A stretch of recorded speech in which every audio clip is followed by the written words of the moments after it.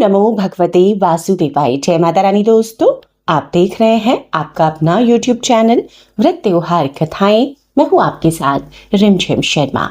आज मैं आपको तुलसी विवाह 2025 से जुड़ी हुई सभी महत्वपूर्ण जानकारियां देने जा रही हूं। इस साल तुलसी विवाह हम किस दिन करेंगे, तुलसी विवाह के लिए शुभ मुहूर्त क्या होगा, तिथि कब से कब तक लग रही है, आज का महत्व क्या है दोस्तों, और किस विधान से तुलसी विवाह आपको करना चाहिए, ये सभी जानकारियां इस वीडियो में आपको प्राप्त होने जा रही है। तो वीडियो को अंत तक जरूर देख लीजिए।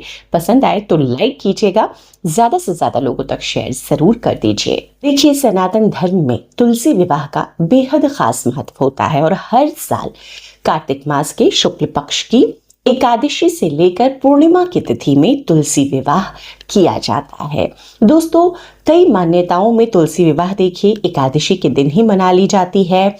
आम तौर पर तुलसी विवाह कार्तिक मास के शुक्ल पक्ष की द्वादशी तिथि को मनाया जाता है। इसके ठीक एक अगले दिन पहले देव उठनी एकादशी होती है और दूसरे दिन भगवान श्री हरि विष्णु, जो कि 4 महीनों की योग निद्रा से जागते हैं, एक बार फिर से संसार में शुभ कार्यों की शुरुआत होती है और माता तुलसी का विवाह सनातन रिवाज से भगवान श्री कृष्ण या भगवान शालिग्राम के साथ में किया जाता है। दोस्तों, साल 2025 में तुलसी विवाह हम कब मनाएं, तिथि कब से कब तक है, द्वादशी की नोट कर लीजिए। शुभ मुहूर्त क्या होगा, देखिए पंचांग के मुताबिक कार्तिक शुक्ल द्वादशी की शुरुआत 2 नवंबर को सुबह 7:31 पर होगी और इसका समापन 3 नवंबर को सुबह 5:07 पर होगा। ऐसे में इस साल तुलसी विवाह 2 नवंबर को पड़ रहा है। देखिए, अब आज एक खास बात यहाँ पर है कि तुलसी विवाह देखिए इस बार जो 2 नवंबर है द्वादशी की तिथि, वो रविवारी द्वादशी है। तो क्या इस दिन तुलसी विवाह सभी घरों में संपन्न किया जाएगा? क्योंकि देखिए रविवार को ऐसी मान्यता है, बहुत सारे लोग ये मानते हैं कि रविवार को तुलसी जी का पूजन, सिंचन आदि नहीं करना चाहिए। तो ऐसे में क्या तुलसी विवाह जो पूरे विधान के साथ किया जाता है रविवार को किया जाएगा? देखिए, तुलसी विवाह वैसे भी आम तौर पर ज्यादातर लोग देवउठनी एकादशी के दिन मना लेते हैं। अगर आप रविवार को मानते हैं कि रविवार को आप तुलसी पूजन आदि नहीं करते हैं, सिंचन, तो आप देव उठनी एकादशी के दिन ही तुलसी विवाह कर सकते हैं। लेकिन अगर आप ऐसा नहीं मानते, क्योंकि बहुत सारी जगहों पे ऐसा नहीं माना जाता है, जो शुभ मौका आता है उन शुभ मौकों पर तुलसी पूजन किया जाता है। यहाँ तक कि कई लोग देखिए एकादशी के दिन तुलसी पूजन करते हैं लेकिन सिंचन नहीं करते, सींचती नहीं है। लेकिन कई जगहों पर एकादशी की तिथि में तुलसी जी को सींचा जाता है, द्वादशी में वर्जित माना जाता है। तो जो लोग ऐसा करते हैं वो एकादशी की तिथि में ही तुलसी विवाह कर लेंगे।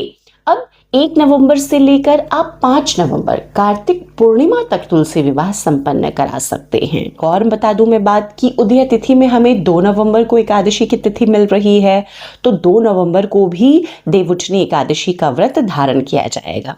देखिए, एकादशी की तिथि भी नोट कर लीजिए। एकादशी की तिथि प्रारंभ हो रही है 1 नवंबर को सुबह में 9:12 पर और 2 नवंबर को शाम में 7:32 तक रहेगी। तो ऐसे में सूर्योदय हमें उदय तिथि जो है वो 2 नवंबर को मिलेगा। तो शास्त्रों में ऐसा वर्णित है कि जब भी एकादशी तिथि सूर्योदय के समय होती है उस दिन ही एकादशी का व्रत किया जाता है। तो ऐसे में देव उठनी एकादशी का जो व्रत है वो भी 2 नवंबर को ही धारण किया जाए।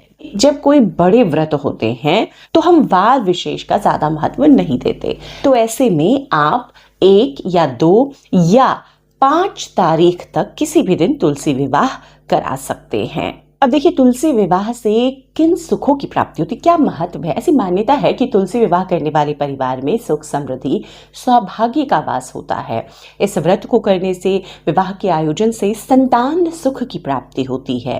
तुलसी विवाह करने वाले व्यक्ति के समस्त पाप नष्ट हो जाते हैं और जो हमारी धार्मिक मान्यता है, इससे व्यक्ति को मोक्ष की प्राप्ति होती है, आत्मा को शांति मिलती है।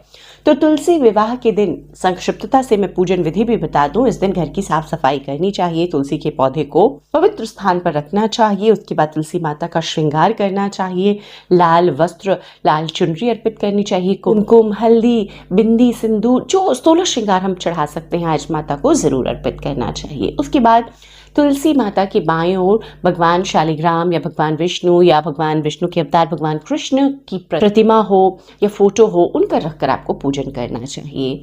तुलसी में जल चढ़ाकर आज माता को सिंदूर, हल्दी, पुष्प, तरह तरह के पुष्प, मिठाइयाँ आज अर्पित करें। सीजन के जो फल हैं सभी फलों को अर्पित करें, 16 श्रृंगार माता को करें और इसके बाद में तुलसी विवाह की जो व्रत कथा है उसको प्रेम पूर्वक सुने और इसके बाद पूजा को समाप्त कर अंत में प्रसाद ग्रहण करें। तो इस प्रकार तुलसी विवाह को संपन्न कराया जाता है। देखिए, तुलसी विवाह वैसे तो पूरे देश में मनाया जाता है, लेकिन खास तौर पर मथुरा, वृंदावन और संपूर्ण ब्रज क्षेत्र में तुलसी विवाह बहुत ही शुभ मौका होता है। सभी घरों में, मंदिरों में पारंपरिक हिंदू विवाह संस्कार की तरह तुलसी विवाह का आयोजन किया जाता है। देखिए, इस दिन लोग व्रत का पालन करते हैं और तुलसी विवाह के बाद ही वो फलाहार करते हैं। तो खास तौर पर जिनके यहाँ तुलसी विवाह कराया जाता है पूरे विधान के साथ, उन सभी लोगों को व्रत जरूर रखना चाहिए।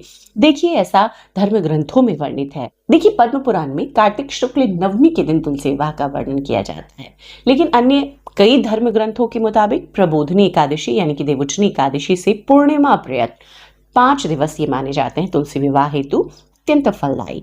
तो ऐसे में आप इन 5 दिनों में किसी दिन या पूरे 3 दिनों का कई लोग उत्सव मनाते हैं, तो तुलसी विवाह आप करा सकते हैं। तुलसी विवाह के लिए ज़रूरी नहीं है कि हर किसी के यहाँ शालिग्राम भगवान हो ही।